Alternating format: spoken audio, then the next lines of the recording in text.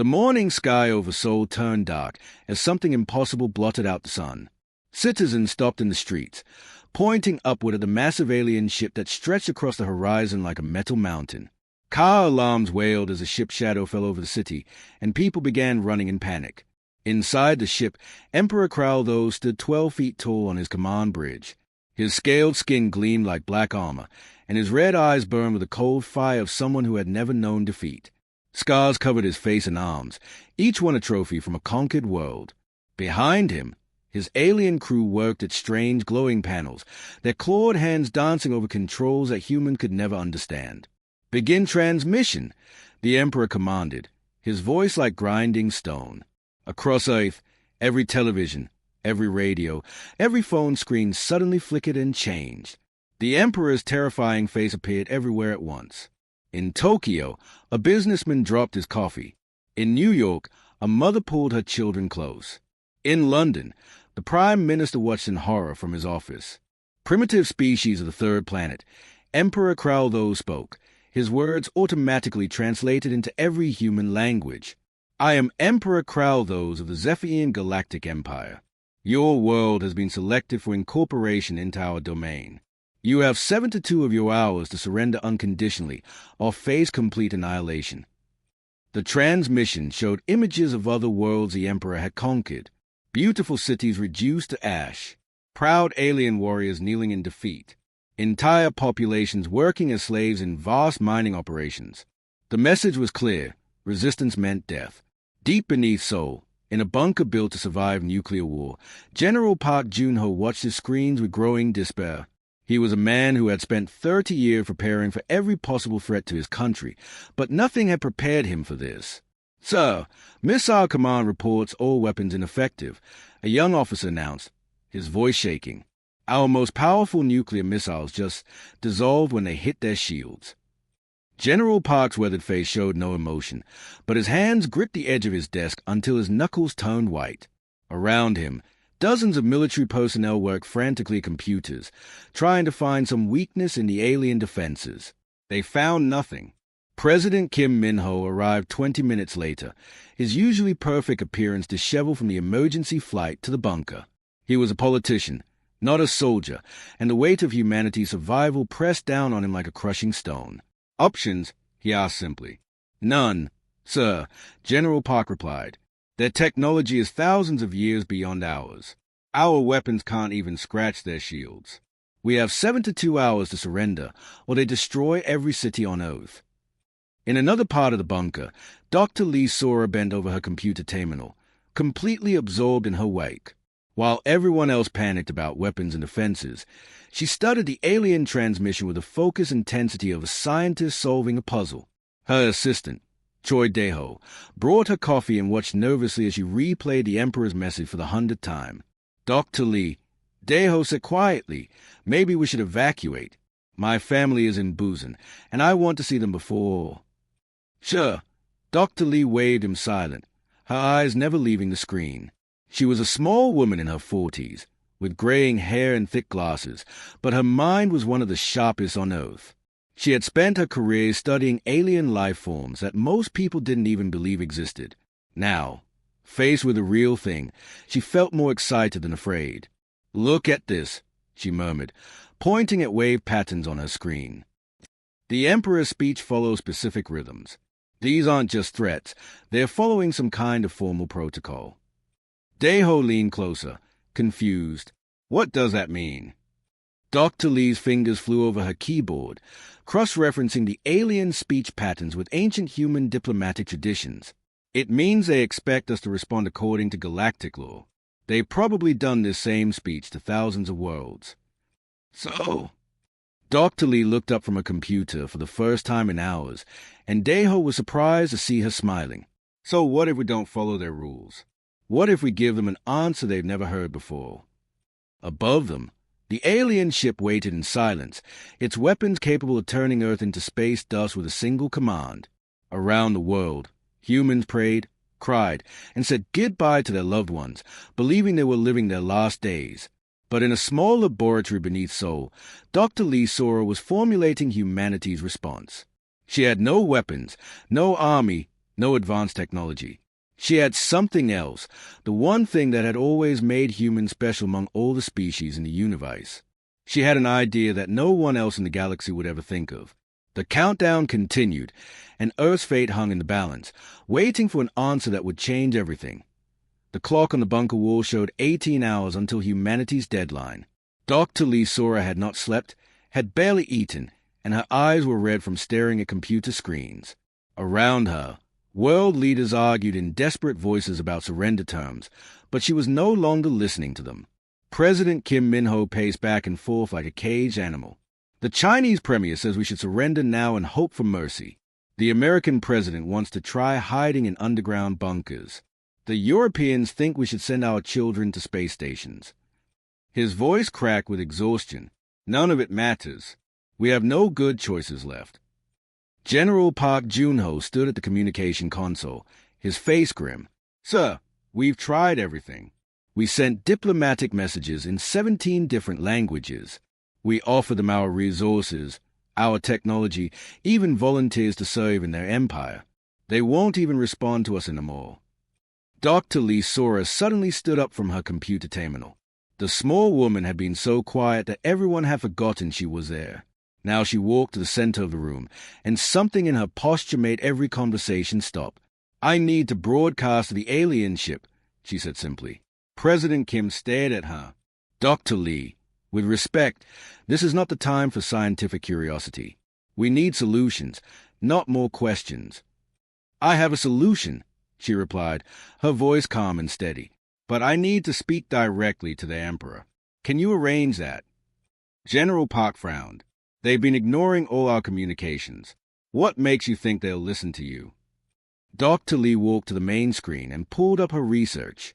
The display showed complex wave patterns and alien language structures that looked like mathematical equations. Because I'm going to say something no one has ever said to him before. Within an hour, every television station on Earth, every radio broadcast, every internet stream carried the same image. Dr. Lee saw her sitting at a simple desk in the Seoul bunker. She looked tiny and fragile compared to the massive alien threat hanging over humanity, but her voice was strong and clear. Emperor Kraldos, she began, looking directly into the camera as if she could see through space to his alien bridge. Humanity reject both surrender and extinction. Instead, we invoke the ancient right of trial by combat. Single champion versus single champion. Winner claims all. The words hung in the air like a challenge thrown down before the universe itself. On the bridge of the massive alien ship, Emperor Kraldos had been reviewing star charts for his next conquest when the human transmission began. He expected another pathetic plea for mercy, another offer of slavery in exchange for survival. Instead, he heard words that made him freeze in complete shock. The Emperor stood perfectly still for a full minute, his red eyes fixed on the small human woman on his screen. Around him, his alien crew stopped their work and stared. In 3,000 years of conquest, across hundreds of worlds and thousands of different species, no one had ever dared to challenge the Emperor to personal combat. General Vextar, the Emperor's oldest military advisor, made a chitting sound that was alien laughter. His insect-like head tilted as he studied the transmission. My lord, surely this primitive jest doesn't warrant consideration. This species cannot even damage our shields. What champion could they possibly field against you? But Emperor Kraldos was not laughing. His scarred face showed an expression his crew had never seen before, genuine interest. For centuries, conquest had become boring. World after world surrendered without a fight, or died quickly under his weapons. This tiny species from an unknown planet had just done something completely unexpected. The Emperor's mind raced back through his long life. He remembered the great champions he had fought in single combat on other worlds. The crystal warriors of Nexus Prime who could slice through steel with their bare hands. The energy beings of the Void Realm who could become pure light. The mechanical giants of the Iron Worlds who stood 30 feet tall and shot lasers from their eyes. He had killed them all. But this little blue world had the audacity to challenge him anyway. The sheer impossible bravery of it was refreshing. My lord. General Vextar asked uncertainly. The Emperor had been silent for too long, and the crew was getting nervous. Emperor Kraldos suddenly threw back his massive head and laughed. The sound echoed through the ship's corridors like thunder, and every alien on board knew that something important had just happened. When the Emperor laughed like that, worlds were about to change. Accepted! Kralthos roared, his voice broadcasting across subspace frequencies that reached every corner of the galaxy.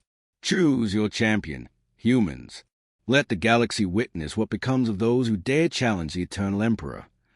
Across the cosmos, on a billion different worlds, alien species stopped what they were doing and turned their attention to the small blue planet in the outer spiral arm.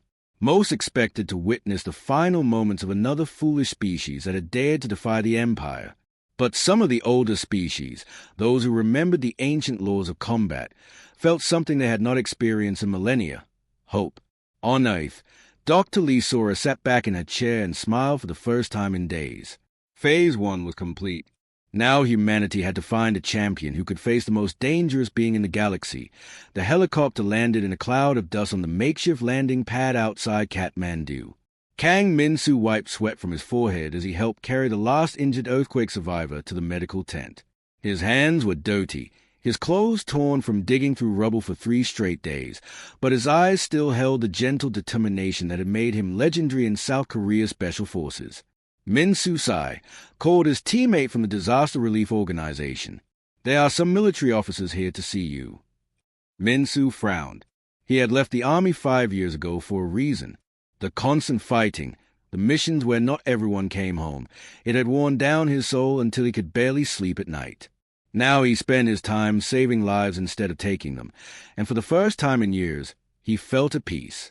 General Park Junho stood waiting beside a black military vehicle, his face more serious than Minsu had ever seen it. With him was a small woman in glasses who looked completely out of place in the disaster zone. "Hello, General," Minsu said respectfully, bowing slightly.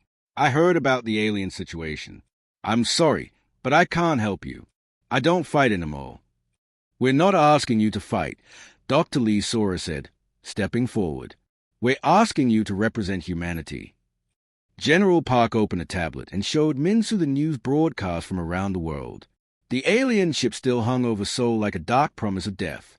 The countdown clock showed less than 40 hours remaining.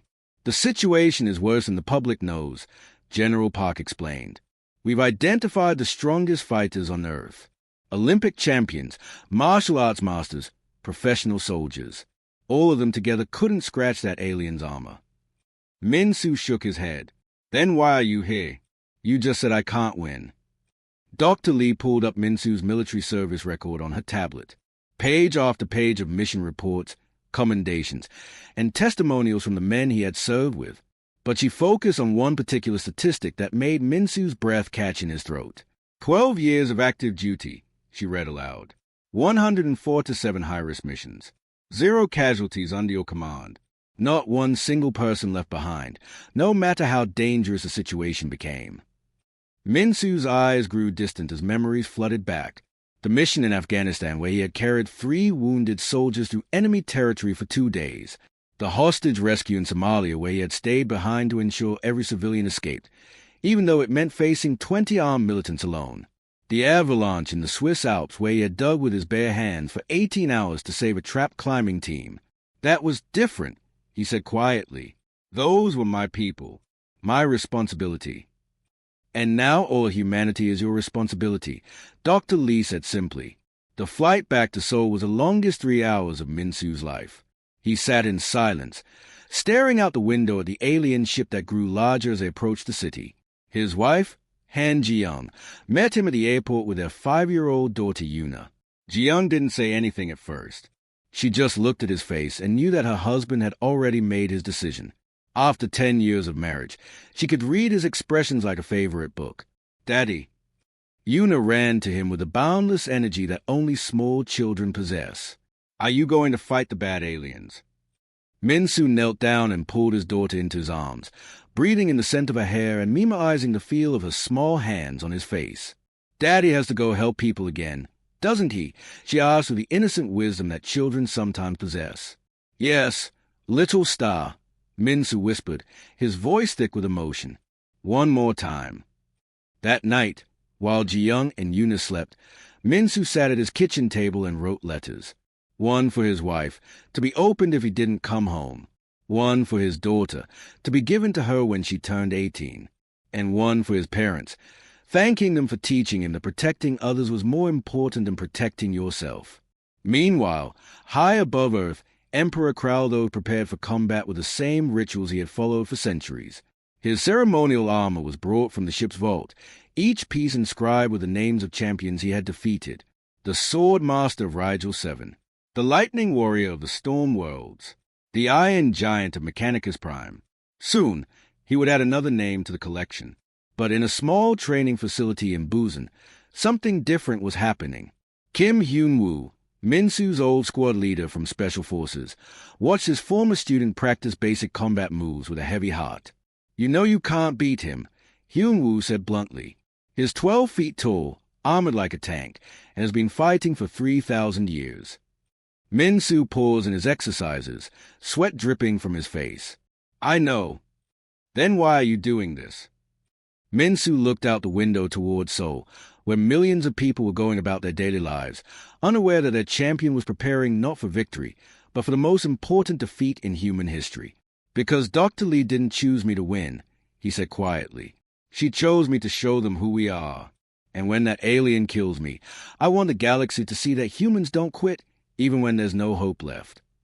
Hyun-woo nodded slowly, finally understanding. This wasn't about defeating the Emperor. This was about proving that humanity was worth saving. The space station hung between Earth and its moon like a giant metal flower, its crystal dome gleaming in the light of distant stars. Inside, beings from across the galaxy had gathered to witness what they believed would be the final moments of another foolish species that dared challenge the Emperor. In the viewing sections, alien diplomats whispered among themselves in languages that sounded like music, static, and grinding metal. The snake-like Thessarians coiled in their special seats, their golden eyes fixed on the arena below. The crystal beings of Nexus Prime hummed in harmonic frequencies that made the station's walls vibrate. Even the mysterious energy creatures from the far rim had sent observers, their glowing forms barely contained in specialized viewing chambers. All of them had come to see the same thing, the death of humanity's champion. Emperor Crowldos entered the arena like a force of nature. His bio-armor gleamed black and crimson under the artificial lights, each piece grown from the shells of creatures he had conquered on distant worlds. The armor moved with him like a second skin, responding to his thoughts and emotions. Ancient symbols covered every surface, telling the story of 3,000 years of unbroken victory. The Emperor's weapon was a thing of terrible beauty. The energy blade hummed with power that could cut through starship hulls, and its handle was carved from the bone of the last dragon of Pyro's Fall. When he activated it, the blade extended 8 feet of pure destructive force that made the air itself seem to scream.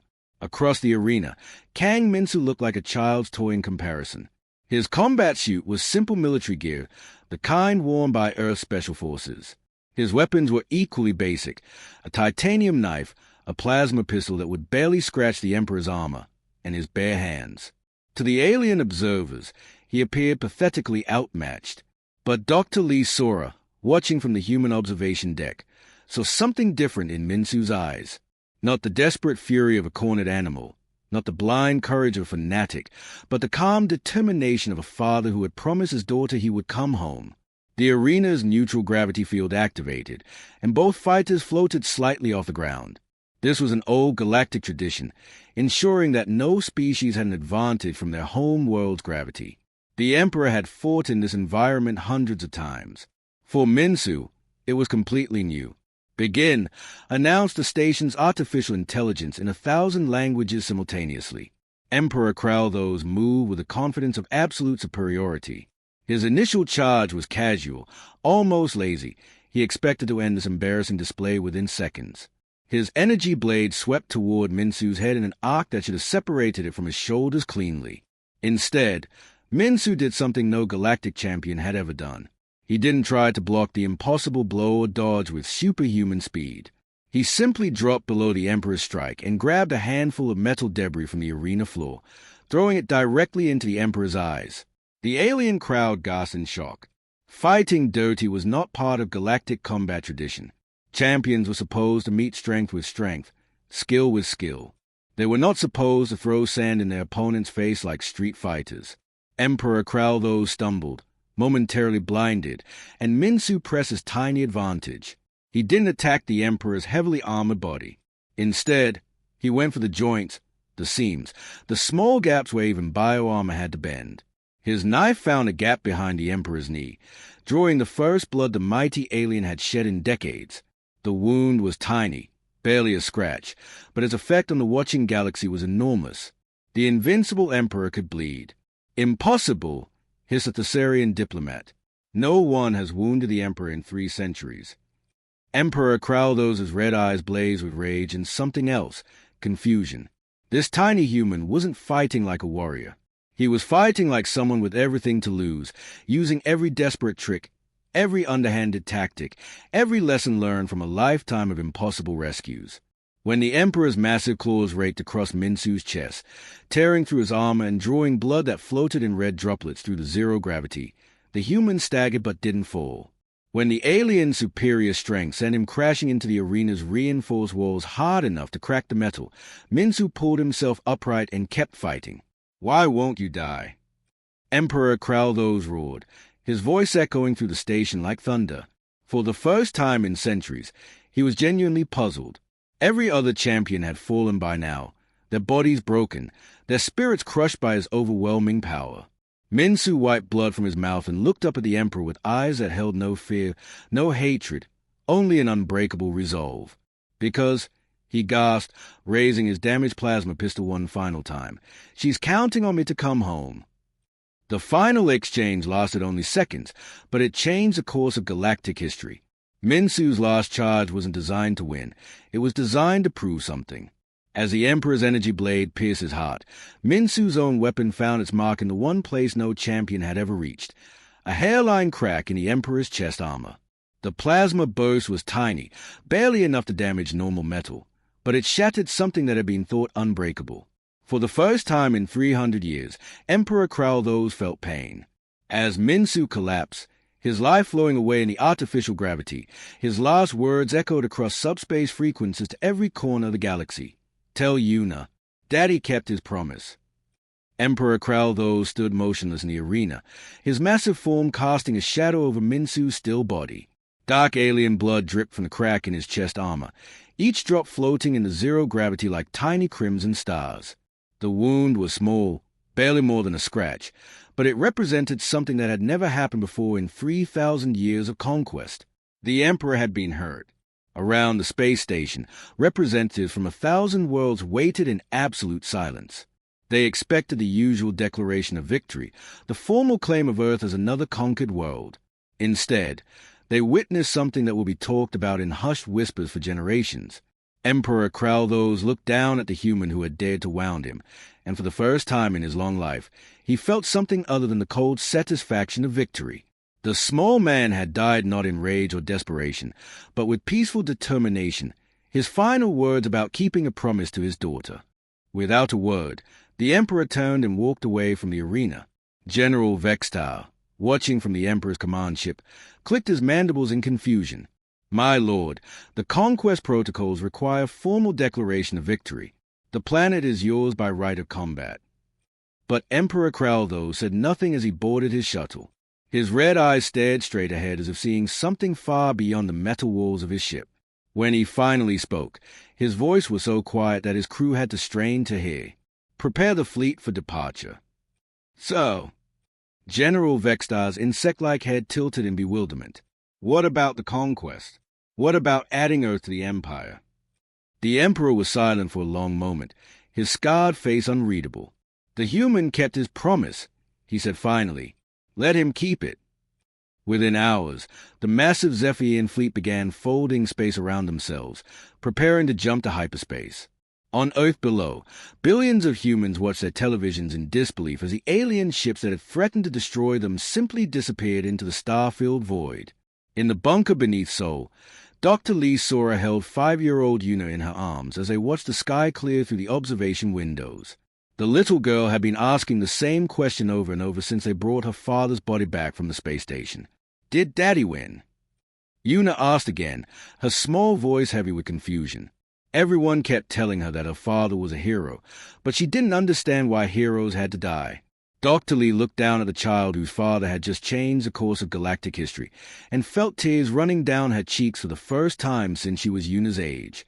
"Yes, little star," she whispered, finally understanding what Minsu had really accomplished.